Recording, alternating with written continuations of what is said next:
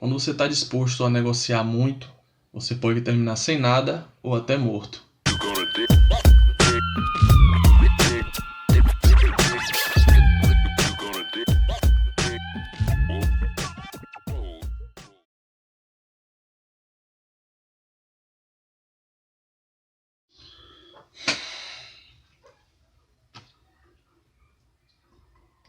E aí pessoal, estou de volta a fazer mais um vídeo para vocês. Dessa vez eu vou falar sobre a eleição de Salvador Allende e posteriormente o golpe que ele sofre no Chile em 11 de setembro de 1973. É uma outra história de um 11 de setembro, que também termina de forma trágica. Antes de começar o vídeo propriamente, queria pedir que vocês deixem um like, não custa nada. É só clicar em um botão aí, tá me indicando like, mais ou menos isso, né? Porque quando a gente está se propondo a fazer aqui, dá um trabalho da zorra e apesar de eu gostar de estar aqui falando e repassando algum tipo de conhecimento, mas dá um trabalho da zorra, filmar, editar legenda, depois subir no YouTube, etc. Aí você deixa só um likezinho que já tá valendo. Pois bem, o golpe no Chile, né, foi mais um dos golpes que aconteceram na América Latina, ali no século XX. Houveram vários golpes, o Brasil também sofreu em 64, o Chile vai sofrer um golpe depois, já em 73. E primeiro eu vou falar um pouco sobre o Salvador Allende, que ele foi o primeiro presidente marxista e socialista a ser eleito de forma democrática em um país, né, sem nenhum tipo de revolução armada ou nada parecido. Allende ele vem de uma família tradicional, né? O avô dele era político e médico, e apesar disso, eles não eram uma família rica, né? Abastada, era ali uma família da classe média, digamos assim. O pai dele era advogado e ele vai seguir os passos do avô. O avô dele era do Partido Radical. Allende vai ser tanto médico quanto político posteriormente. Graças a uma amizade com um sapateiro anarquista, Allende vai se aproximar de uma esquerda revolucionária.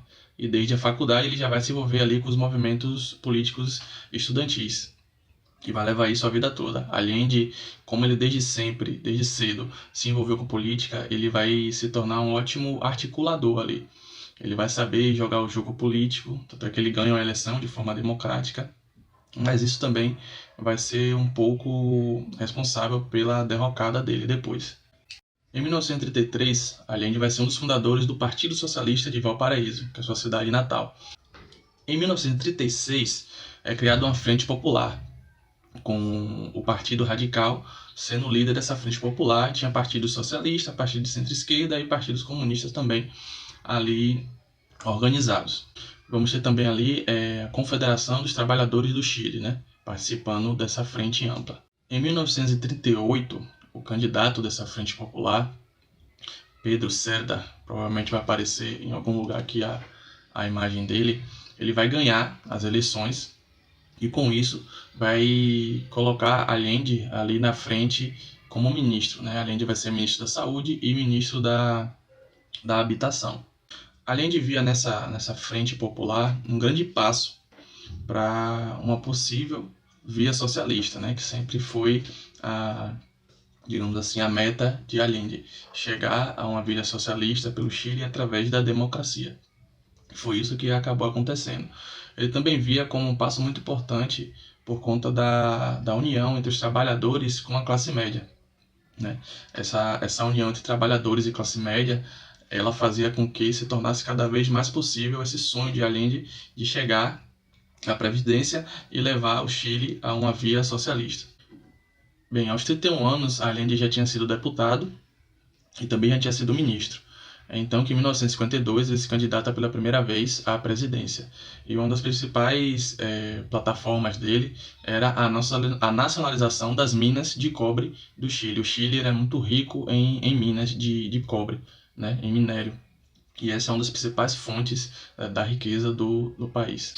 É importante lembrar um ponto, pessoal, que de 1932 a 1957 o Partido Comunista é proibido de participar das eleições. Então eles ficam ali só como meio que uma retaguarda, né, e com um apoiador sempre de outros partidos. Bem, em 1952, Allende perde as eleições e ele vai tentar novamente em 1958. As eleições no Chile são de 6 anos. E dessa vez ele vai tentar uma frente com o Partido Radical e o Partido Socialista, que era o partido ao qual ele concorria. Eles vão ficar em segundo lugar, vão perder para o Jorge Alessandri.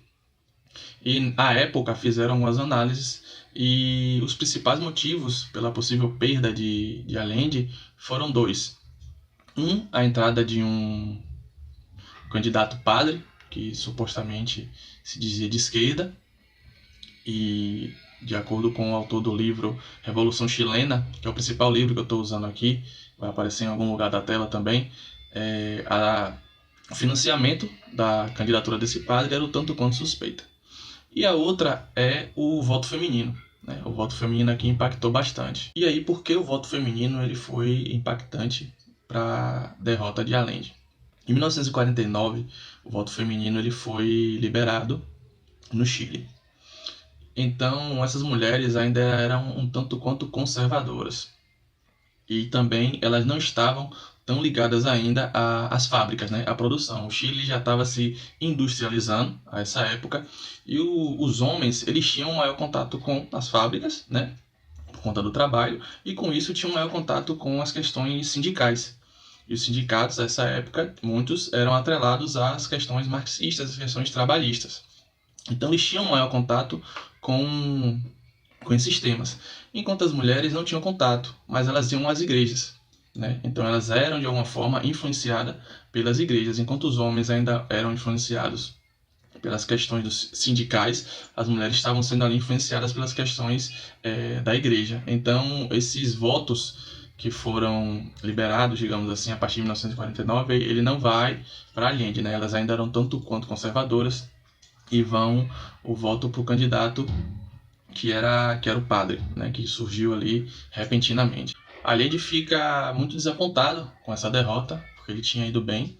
Ele perde apenas por pouco mais de 30 mil votos.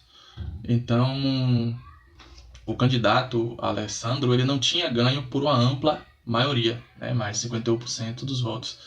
E no Chile, quando você não ganha por ampla maioria, isso vai para o Senado. Né? Não tinha um segundo turno. Era votado no Senado, se ia para o candidato que teve mais votos ou se ia para o outro candidato em segundo lugar. Allende não ganha, quem ganha de fato é o Alessandri, mas Allende também não faz nenhum tipo de alarde, o que não vai acontecer em 1970, quando ele ganha. Né? Alessandri ele vai fazer um alarde ali contra a vitória do Salvador Allende.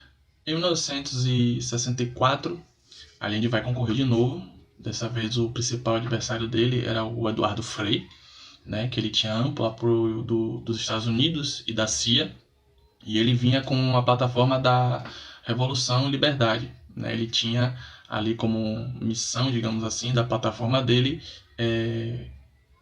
consertar alguns problemas que tinha dentro do Chile, os problemas internos, né? Baixa produção agrícola, inflação, desemprego, alguns problemas internos do país.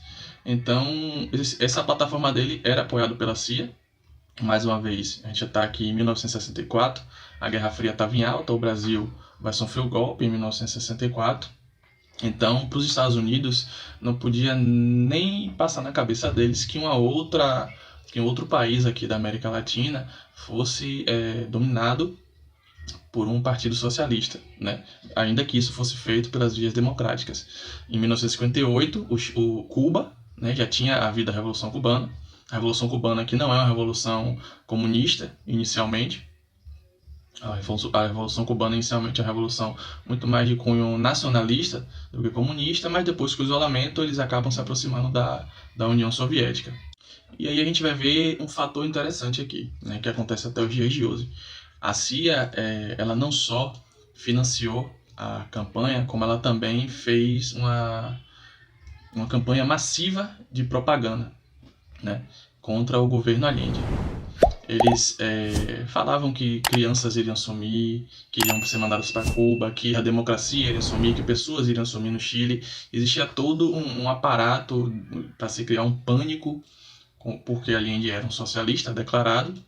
Então existia todo um pânico ali sendo criado para minar, né, a campanha do Allende. E até hoje a gente vê isso, né?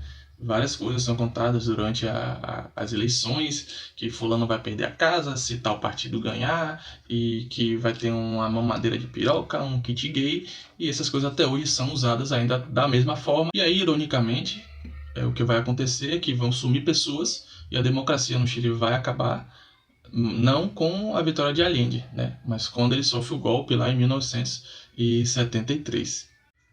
Bem, Salvador Allende ele dedicou sua vida à política, né? E entre 1937 e 1970 ele já tinha sido deputado, senador, presidente do Senado, já tinha sido ministro, e ele dedicou sua vida também a uma política de união de classes, né?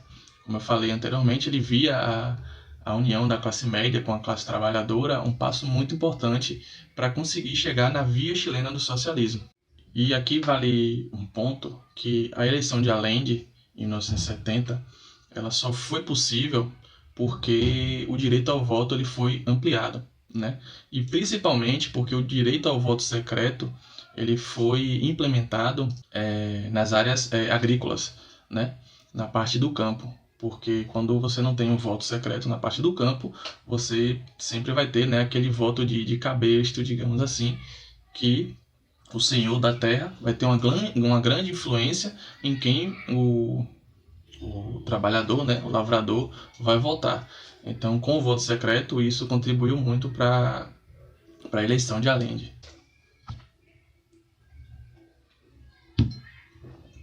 Em 1969, vai ser criada a Unidade Popular. A Unidade Popular ela vai se assemelhar na colisão de partidos, mas a única semelhança com a Frente Popular era essa. Por quê? Porque a Unidade Popular ela vai ter a liderança do Partido Socialista, né? É um partido muito mais à esquerda. O Partido Radical ele estava enfraquecido, então ele vai ser um apoiador, mas quem vai estar ali à frente de fato é o Partido Socialista de Allende, junto com os comunistas e os trabalhadores, sindicatos e etc. E essa plataforma de Allende ela não vai ter reformas moderadas. Eles vão agora partir de fato, através das vias democráticas, para a implementação do socialismo no Chile. Bem, e como é que estava o Chile em todo esse contexto, né? O país Chile. O Chile estava com problemas econômicos, né? Tinha inflação, era muito dependente do capital estrangeiro, da tecnologia estrangeira, do empreendimento estrangeiro. A essa época, eles tinham também problemas com reforma agrária, né? Eduardo Frei, que foi o presidente anterior, ele chega a implementar de forma bem tímida ali uma reforma agrária, mas não avança. Então, legalmente já existia um plano de fazer uma reforma agrária, além de vai fazer isso de uma forma mais acelerada, mas já existia no papel. Então, o Chile tinha problemas também com migração, né? Muitas pessoas das áreas rurais estavam migrando para as cidades, isso causava uma marginalidade dessas pessoas, né? Porque não tinha habitação suficiente, não tinha emprego suficiente, e isso vai causar um certo caos ali populacional nos centros urbanos do Chile. E aí vai acontecer uma coisa semelhante ao que aconteceu no Brasil. Essa população que vai migrar da área rural para os centros urbanos, elas vão começar a invadir locais que não tinha ninguém habitando, né? E vão começar a construir barracos. Essas pessoas não tinham grandes aspirações de vida.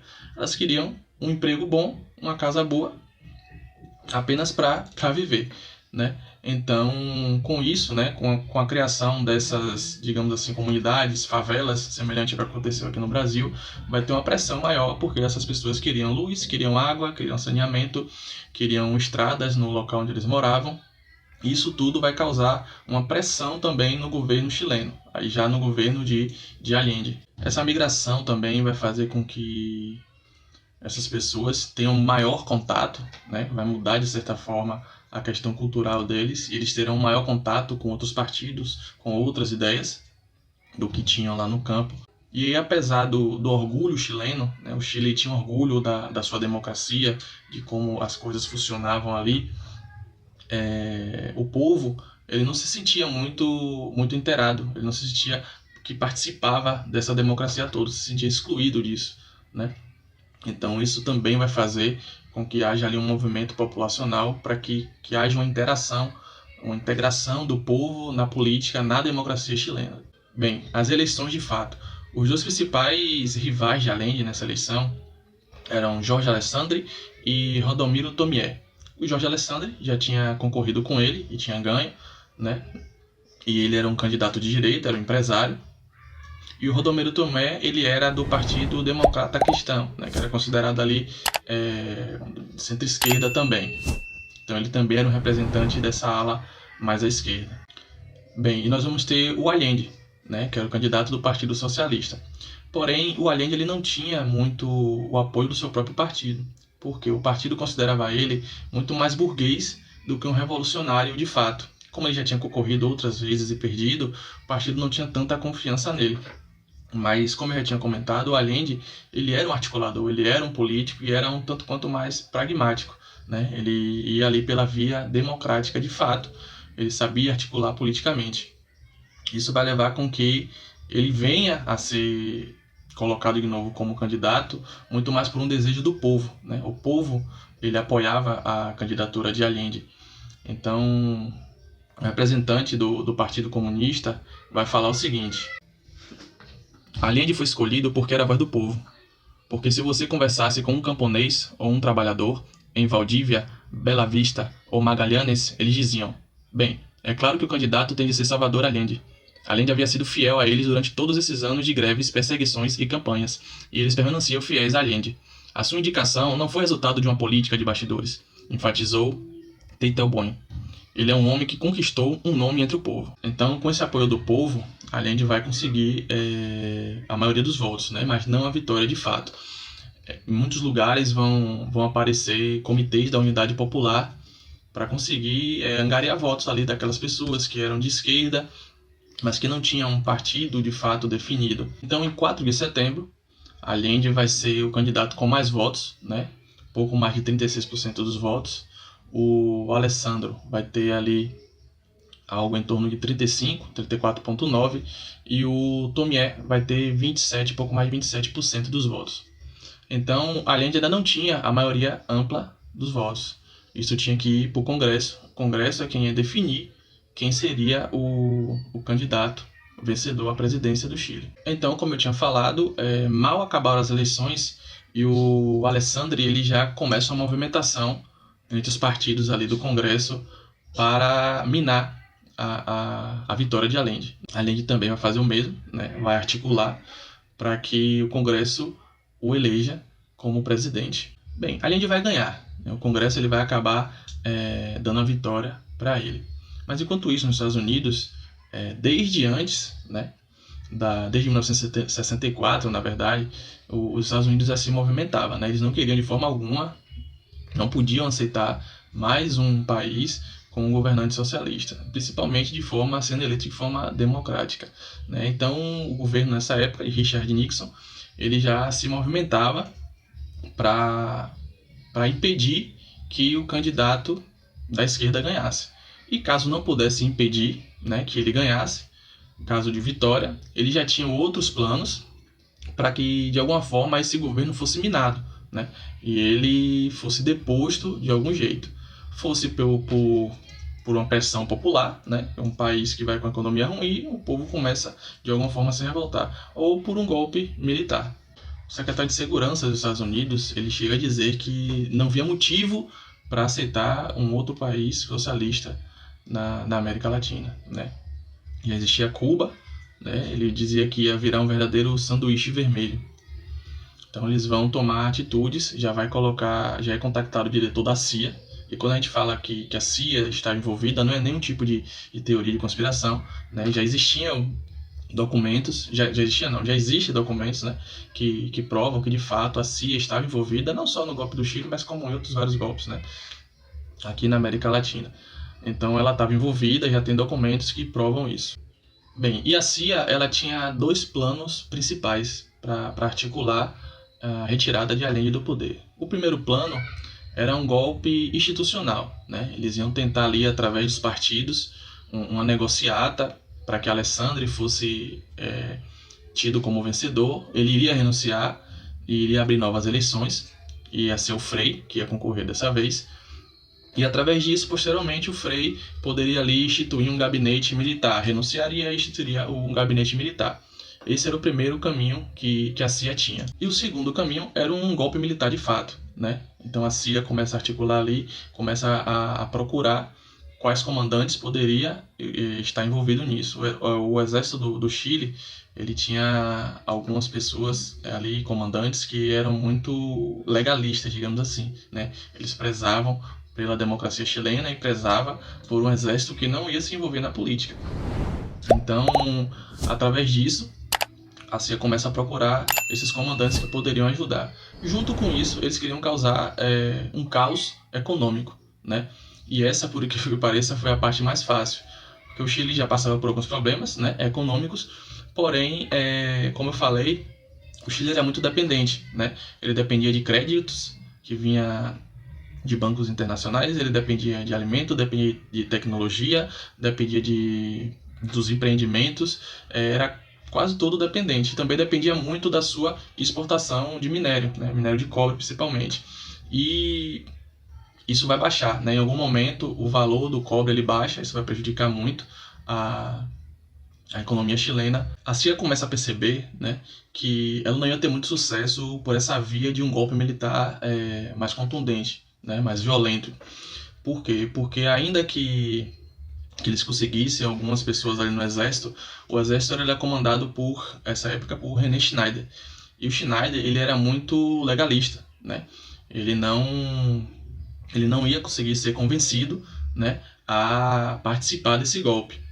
Ele entendia que o exército não tinha que se envolver na política, né? Ele também era uma pessoa que queria manter a democracia do Chile como ela estava, e se o povo decidiu por Allende, que Allende assumisse. Até o momento, não tinha nenhum tipo de motivo para que o exército, de alguma forma, intervisse em um golpe militar, né? Então, o que a CIA vai fazer? Ela vai organizar um sequestro a Schneider, né? Schneider vai resistir e ele vai ser assassinado. Isso tudo, gente, entre setembro, que é quando é as eleições, e novembro, tá? Então, Allende ainda não tinha sido, de fato, escolhido como presidente. Então, o Schneider morre, né, em uma resistência a esse sequestro, e aí o Congresso ele não vê outra opção senão colocar, de fato, Allende como presidente. Então, em novembro, ali, Allende vai ser, de fato, escolhido como presidente do Chile.